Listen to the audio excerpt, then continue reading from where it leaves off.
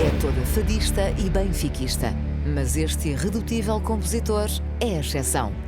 Tudo porque nos jogos de rua alguém tinha de ser do Sporting e as camisolas verde e brancas levaram as melhores sobre as dos irmãos. Festejou no Porto o primeiro título de campeão em 18 anos e espera que 18 anos depois o Sporting volte a repetir feito igual. Fadista e compositor Hélder Moutinho, é o convidado desta semana do Cultura Tática, do António Simões. Muito obrigado, Hélder, por estar aqui connosco.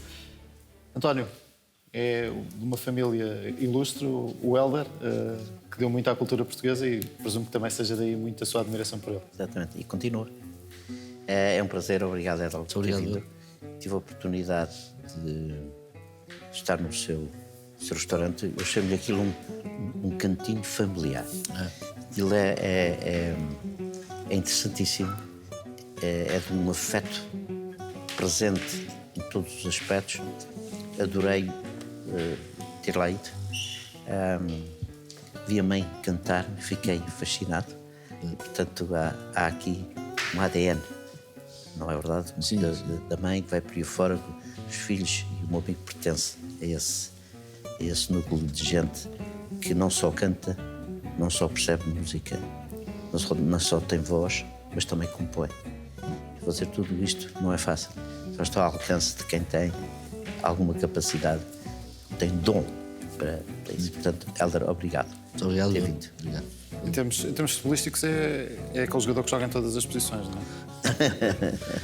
Eu venho de uma família, portanto, o meu bisavô era um fadista, portanto, e era um fadista naquela época em que os fadistas acabavam por, no fundo, se juntar uns com os outros e que também compunham, ou faziam letras, ou faziam músicas, portanto, aquela fase da construção do fado, não é? Do início dos anos 20, mais ou menos.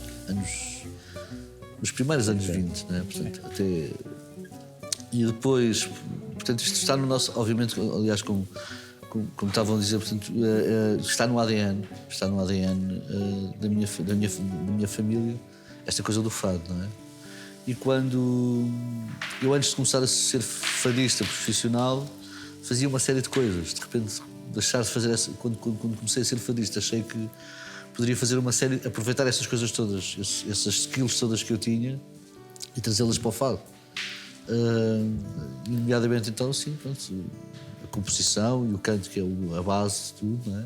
Mas depois todo poder ter um restaurante onde reúno com os amigos, com os fadistas que aparecem para cantar além de mim, onde também gosto imenso de cozinhar, e grande parte das coisas que faço que se comem na minha casa são algumas delas cozinhadas, portanto sou eu que faço. Eu não sei o que é que jantaram ontem, mas acho que jantaram bacalhau à Gomes de Sá. E fui eu que fiz, neste caso. Eu que dei indicação aos cozinheiros, fiz o primeiro prato, no fundo, para eles poderem fazer. E pronto, e vai sendo um bocado assim. E depois há outras facetas todas, que no fundo é em função da música, em função da arte, seja do fado, seja do género musical, mas é sempre essa função. Perdão, Pedro. Em função daquilo que ela estava a dizer, enfim, já não sou novo, não é? Portanto, do tempo em que se falava na Amália do Rodrigues e mais 2 ou 3 por aí, não é? Hoje nós temos uma nova geração, e o Rodrigo pode falar, está à vontade para falar disto, uma nova geração de fadistas com, que eu costumo dizer, um jeitão para isso. Eu sou do tempo que vivia no estrangeiro e que se falava da Amália Rodrigues e bem, pouco mais, não é? Nós temos uma série de gente envolvida na música e nas artes que saem daqui, se vão embora para fora, são requisitados, são contratados. Um amigo que tem essa área pode falar completamente à vontade sobre isto. É fantástica. A nova geração. É um bocadinho também como os futebolistas. Antigamente tínhamos o Eusébio, não é? Que era conhecido lá fora. Hoje em dia temos uma série de futebolistas que também... Há mesmo parecências com isso. É uma série de futebolistas, os Bernardo, o João Félix, que vão muito cedo lá para fora e começam a fazer carreira. E ganham o mundo. Sim. Mais ou menos a partir dos anos 90... existiram 2 ou 3 artistas que começaram a tentar fazer qualquer coisa a nível internacional, para além da Amália, não é? Uma delas foi a Mísia, a Dulce Pontes também, A Luz Pontes numa área um bocadinho mais... Mais difusão, não é? Mais difusão, mais um bocado naquele movimento grande que houve no final do século passado, que era a história da world music, da música do mundo, e nesses festivais. E a Dulce Pontes, no fundo, Aproveitou foi bem. a nossa grande representante da música do mundo a nível internacional. A Mísia muito mais focada no fado, depois mais tarde a Cristina Branco também fez um bocado um percurso interessantíssimo com o Gustavo do Castelo e depois mais tarde sozinha, a solo. E depois de repente apareceu a Marisa, né? Portanto, e a Marisa abriu muitas portas, porque teve um sucesso internacional muito grande. Portanto, foi fenómeno mesmo. Portanto, eu acho que depois dos Madre Deus, lá está, eu estava a falar um bocadinho mais de fado e não falei dos Madre Deus, mas os Madre Deus desde 1987 mais ou menos percorreram o mundo inteiro. Foram aonde a Amália foi, se calhar um bocadinho mais, né? Depois dos Madre Deus nunca tinha havido um fenómeno destes, a não ser depois com a Marisa. A Marisa realmente percorreu o mundo inteiro e foi a todo lado e sempre teve muito sucesso. As ferramentas também eram outras, não é? Portanto, claro que assim, até agora, o que a Marisa fez foi, no fundo, uma fase em que o fado, na minha opinião, já estava, a nível internacional, a baixar um bocadinho, não é? Portanto, já não estava tão na moda o fado como esteve no final dos anos 80 e início e durante os anos 90. A Marisa veio, no fundo, abrir portas para voltar outra vez. Exato. E realmente teve, e a partir de uma série de espaço para outros. Depois a Ana Moura, que também foi a todo lado, a Carminho, António Zambujo. O Camané já estava nos anos 90 nisto, não é? Portanto, já de uma forma um bocadinho nas calmas, tipo, não vale a pena furar muito, vamos fazendo conforme é possível fazer. Então ele sempre teve uma carreira muito cuidada, não é? Portanto, e por isso, muito sóbria, não é? Pois, exatamente. Sim, prudente. Sim. Sempre pensou muito mais no prestígio do que na popularidade. Pelo menos é aquilo que transmite, não é? Porque não estou aqui a revelar segredos de conversas que tenho com ele, é nada disso, não. É aquilo que a mim me transmite. Portanto, acho que ele tem sempre um bocadinho mais de cuidado, não quer fazer tudo, quer fazer aquilo que realmente vale a pena fazer. E aquilo que lhe dá gosto também, não é? Pois, exatamente. Mas depois começamos a refletir sobre isto tudo e começamos, especialmente neste ano que estamos a falar sobre a carreira da Amália, e começamos a perceber um bocado o que é que aconteceu com aquela senhora, não é? E esqueçam, não há hipótese, não houve ninguém, por mais que tudo aquilo que eu falei agora nestes nomes, esqueci-me de me falar, não, da Joana Amendoeira, também, que fizeram várias coisas, nada como a Amália. Portanto, a Amália esteve várias semanas em primeiro lugar no top da Billboard de Nova Iorque, não é? Portanto, top nacional de vendas. Estamos a falar em tempos em que Portugal estava um bocadinho escondido, não é? Sim, portanto, e ela cantou nas salas mais importantes do mundo inteiro, esteve junta com uma catrafada de músicos internacionais. Fazia parte da elite, não é? Da elite da música. Exatamente. Fazia e faz, não é? Depois, claro que obviamente não poderia de forma nenhuma me esquecer, todos estes artistas nestes últimos anos foram, e aí no fundo era aí que eu queria chegar, é que todos estes artistas nestes anos todos foram fazendo, para conseguir furar o mercado, foram no fundo desenvolvendo pequenas fusões dentro do próprio fado, ou cantavam ou cantam com percussões, com piano, com outros instrumentos, ou a cantar, ou criar músicas que também saem um pouco da onda do fado tradicional, mesmo com o próprio repertório que a Amália deixou como herança. E quando estávamos a falar do Camané, estava a falar que o Camané, no fundo, nunca deixou, apesar de estar a fazer, faz sempre qualquer coisa, se calhar um bocadinho de fora, mas depois volta a casa. Volta sempre a casa. Volta a casa, e o projeto dele é um projeto de fado. E eu tenho visto, e há uma pessoa que eu sinto que realmente tem feito isso desde o início. Desde que começou, percorreu o mundo inteiro, em grandes salas, as maiores salas de espetáculos do mundo. Óperas, grandes óperas mundiais, portanto, onde sempre esteve com os seus costuma-se dizer os três muchachos, não é? Portanto, os três músicos, guitarra, viola e baixo, a cantar a cantar fado, sempre a cantar fado. E eu estou a falar do caso da Cátia Guerreiro, portanto, que começou mais ou menos, começou exatamente em 2000, não é? Portanto, está a fazer 20 anos de carreira, e nesta fase ela ainda continua, apesar de vez em quando é convidado para fazer um tema, um dueto com o Rui Veloso, faz de conta. Ou com o Plácido Domingo. Já teve uma coisa qualquer. Mas volta sempre ao registro. Volta sempre. Mas o registro dela é aquela coisa da guitarra, viola e baixo. E isso é uma coisa que eu acho muito interessante que aconteceu com a Amália. Porque a Amália cantou com orquestras, etc., fez isso tudo. Mas depois, quando tinha que ir, chegou tarde, quando fez o Olimpiá, fez com guitarra, viola e baixo. E há uma coisa que nós temos constatado muito, eu vejo isso muito, porque quando viajo também vejo isso, que é, não é preciso mais. E às vezes há aquela coisa, isto é como a gastronomia, não é? Portanto, às vezes de mais, de menos é mais, não é? Portanto, Sim. Percebo. não é preciso revezar. Eu acho que isso no futebol também deve ser assim, não é? Sim. É a questão que se põe. Como eu via treinadores, joga simples. Aquela Mas frase peraí. do Cruyff, não é? Exato. O mais difícil no Mas Maria futebol Pedroto começou outra é jogar pergunta, simples, assim, não é? Joga simples. Mas isso é o mais complicado. Como é que se joga simples? Tem que um toque, assim, dar um toque na bola é fácil, mas não tem que pensar, Claro. não tem que se enquadrar, não tem que se. Quer dizer, tudo ao mesmo tempo. Claro. E esse é que é o grande desafio. Aliás, se olharmos o mundo um bocadinho isto, que é estarmos preparados para simplificar as coisas e chegarmos à meta onde queremos chegar. Claro. E isso torna-se mais complicado, é mais difícil de fazer, não é? Só se consegue ser simples quando temos a certeza absoluta do que é que estamos a fazer. Sim. E que aquele é o caminho, não é? Senão é mais fácil inventar que é para enganar. Não há não é? espelhante. Não há espelhante. Helder, em casa, também tem, para além dessa herança, digamos assim, musical e cultural, também tem essa herança do Benfica e do futebol? Fala-se, puxam todos pelo mesmo, não é? Não vai dar mais do Sporting. É mais Sportingista. Foi degenerei. É o único? Sou o único. É o único que degenerou. O meu pai não era bem do Benfica. O meu pai era do Belenenses e sempre simpatizava com o Benfica. Sim. Porque o Belenenses, de certa forma, começou a De certa forma isso existia na altura.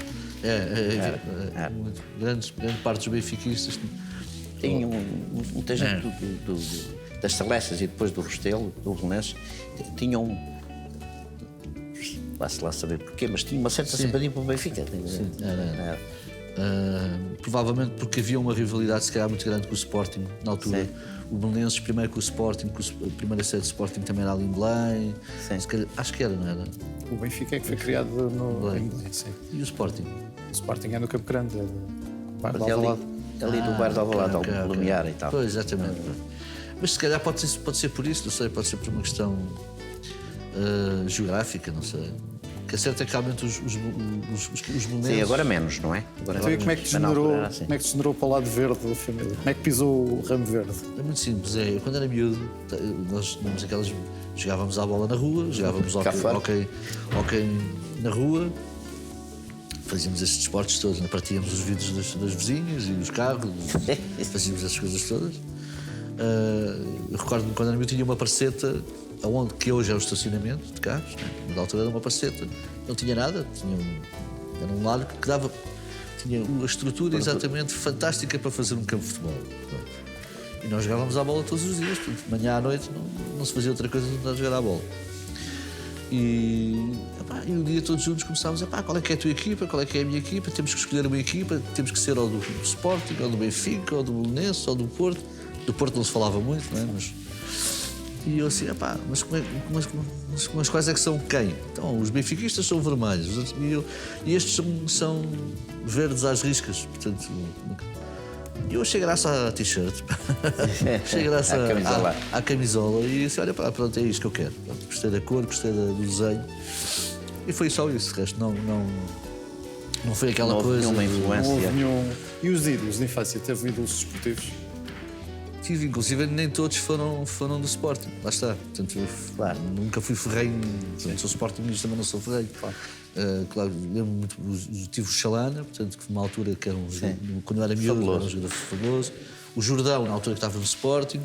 O Gomes no Porto. sempre. E também no Sporting, não é? E também no Sporting, mas quando ele foi aquele botador e não sei o quê. Ele foi igual. E o Futre também, na altura que estava no Porto, lá está, já não estamos a falar de Sport. Lembro do Porto ter sido campeão europeu e nós fizemos uma festa. Quando o Benfica foi campeão europeu também fizemos uma festa, portanto não... No fundo, eu sou sportinguista, mas... Há aí uma cultura desportiva bem diferente daquela que é enraizada no povo português, em que são muito mais clubistas que nacionalistas, né? Embora gostem muito da seleção. Mas o que interessa é que o clube deles ganhe, não é? Portanto, não há, não há esta cultura. Na seleção temos essa discussão, não é? E mesmo assim. Puxam sempre a brasa à sardinha, nem que seja agora pela formação, não é? Sim. Agora há essa discussão, quem é que tem a melhor formação, se é o Benfica, Quem é que se é dá o mais Sport, para... quem é que dá mais jogadores. Eu tenho amigos meus que dizem, epá, para mim, eu só quero é que o Sporting perca e que o Porto perca. Eles não podem com os outros, não podem com o Sporting nem com... E porque são benfiquistas, não é? Claro. São doentes. Eu acho que não há necessidade disso. Olha, o António tem aqui uma prenda para si, Muito obrigado. que é Golos de Letra, tem histórias sobre o futebol português e tem muitas, de alguns também, de alguns dos seus ídolos que falou aqui. É um livro da autoria do Vítor Serpa. Ok. Já falou aqui dos seus ídolos de infância e momentos. Que momentos marcantes é que se lembra? Também já aqui falou do Porto, por exemplo, o campeão europeu, mas do Sporting, por exemplo. Quais é que são os títulos que se lembra assim de maior... Do Sporting? Eu estava a falar no Jordão, portanto, na altura que era do Sporting.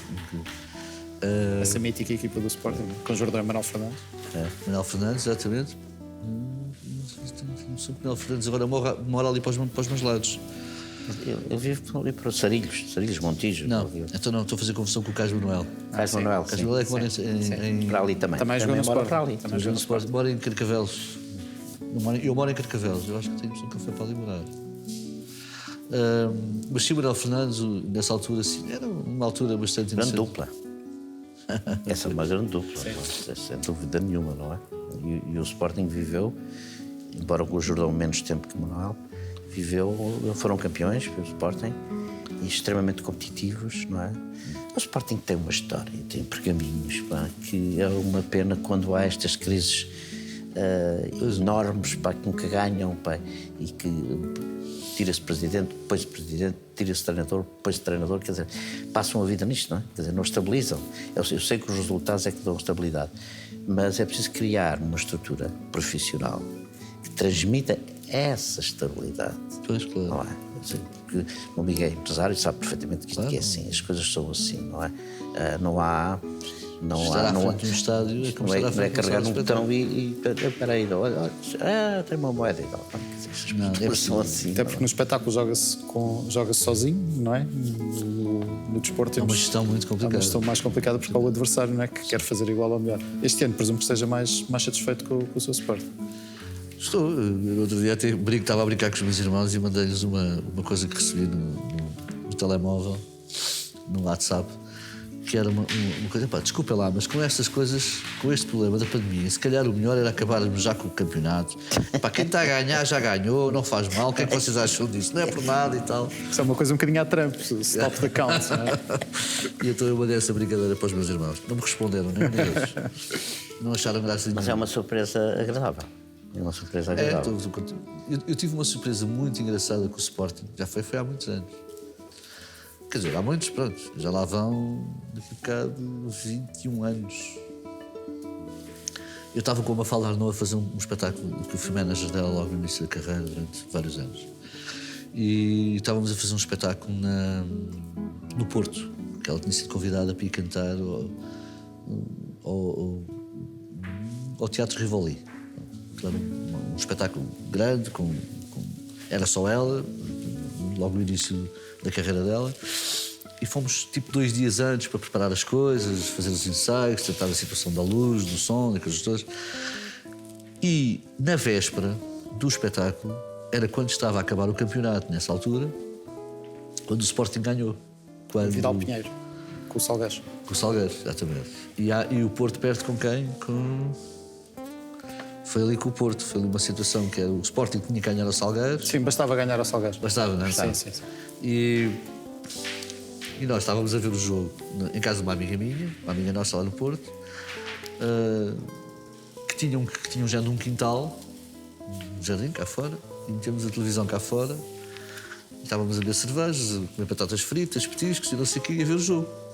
Há uma altura que as cervejas acabaram, as batatas fritas também, e eu vou isto estávamos no Porto, e eu vou ao supermercado, ao Pingo Doce, na altura, vou ao supermercado, não posso falar em marcas, não é? Faz mal. E já estava com as coisas todas, não sei o quê, na caixa, já estava na caixa a pagar. Liga-me a Mafalda e diz-me assim: Sporting é campeão. Epá, e eu queria dar um grito, e o primeiro é isso, respirei fundo para dar um grito, mas assim que eu olho para as pessoas estavam. Pá, isto é tudo portistas. Não convém nada. Não convém nada. E depois comecei a vê-los a falar uns com os outros, pronto, com aquelas. Um ar mais pesado. Um ar mais pesado. Bem portuguesas. Eu adoro o Porto. Sempre que eu posso, eu vou ao Porto. Eu adoro o Porto, eu gosto das pessoas do Porto. Tenho uma catrefada de amigos lá e sou muito bem recebido sempre. E então, eu lembro-me de bem disto. Eu vou fazer um esforço tremendo para não gritar, porque tínhamos sido campeões. Naquela altura já não éramos campeões. Há 18 anos. E então. Chegámos, depois a Mafalda fez uma coisa muito gira, fez o concerto. Eu não sei se ela chegou a falar nisso, agora quando cá teve também. Não. Fez o concerto e no final começou a agradecer toda a gente e disse: bem, fico muito contente por estarem aqui, apesar de ser um dia tão triste para vocês. Me deu assim uma boca e tal, porque as pessoas todas. Não havia necessidade. Exato. Mas pronto, mas foi engraçado ao mesmo tempo e as pessoas estavam e ela sempre. São públicos diferentes, não é? Sim, sim. Não é bem assim. Não é bem assim. Eu acho que a malta que gosta de fado gosta muito de futebol também. Aliás, havia antigamente aquelas 3 Fs. 3 Fs, não é? Já não é a mesma coisa, mas eu acho que a malta que gosta de fado gosta de futebol. A parte da malta. Bem, então no sítio onde eu estou, namoraria para. Especialmente quando joga ao Benfica. Quando joga ao Benfica, anda tudo com a t-shirt do Benfica, correr de um lado para o outro. Os cafés, metem as televisões cá fora nas esplanadas, se tiver bom tempo. Sim. E é uma coisa, não se pode. Tipo, às vezes nós estamos a cantar e de repente temos que interromper, porque se ouve. Se há um gol do Benfica, é um barulho que nunca mais acaba. E não é essa tradição. Eu acho que a moraria, 75%, se não 80% da população da moraria, dos portugueses, não é? Portanto, não estou a falar dos imigrantes. São benfiquistas. O Benfica tem tal raiz popular que nasceu, não é? Essa foi assim e há muita gente que se revê nesse registro de sentimento, não é? Sim, quer dizer, sim. Eu costumo uma festa para... Há uns tempos atrás eu disse uma coisa que eu acho que foi feliz naquilo que disse, que é ser Benfica não é uma escolha, é um sentimento. Quer dizer, há aqui esta coisa não é? E tem essa riqueza. No fundo, todos os clubes podem reclamar um bocadinho isso. Sim, mas aliás, basta ver pelo Helder. O Sporting mas há uma fatia. Mas o Sporting tem uma história já diferente, já não é tão do povo. Sim, a história do Sporting popular. É diferente, não é? Nasceu de outra forma, não é verdade? Eu estou a falar, portanto, na combinação daquilo do que representa. O Benfica é Portugal. Sem ofensa para os outros clubes, como é evidente. Ou seja, ou é euforia ou é drama. É o 8 ou 80, não é? Exatamente. E os portugueses são como?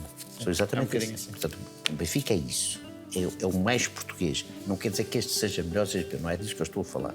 Sim, aliás, sobre essa questão, o Sporting comete um erro, eu já disse aqui, o Pedro já me ouviu dizer, cometeu um erro histórico ao longo da sua vida, ao longo da sua existência, que é, em vez de tentar ser melhor que o Benfica, tenta ser o maior.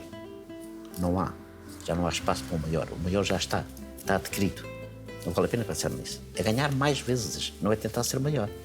E, portanto, há aqui coisas de ordem filósofo, se quiser, ou até de cariz cultural, que estão adquiridas. E não vale a pena mexer nisso, porque não é nisso que se deve mudar.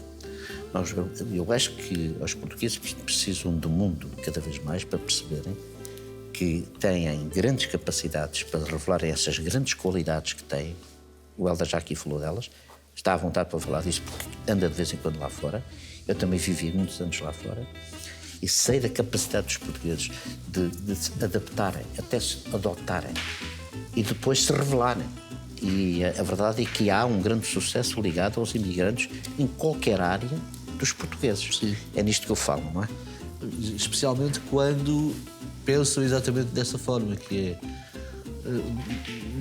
nós não estamos aqui para tirar o lugar a ninguém e se já existe um que é o maior, deixa ser. Portanto, nós estamos aqui para ocupar o nosso próprio lugar. Exatamente. Portanto, lá está, como a história no fado dizia-se muito aquela história da segunda Amália. Não há uma segunda Amália. Hoje há muito mais condições no campo das artes dos portugueses revelarem o seu talento, a sua capacidade.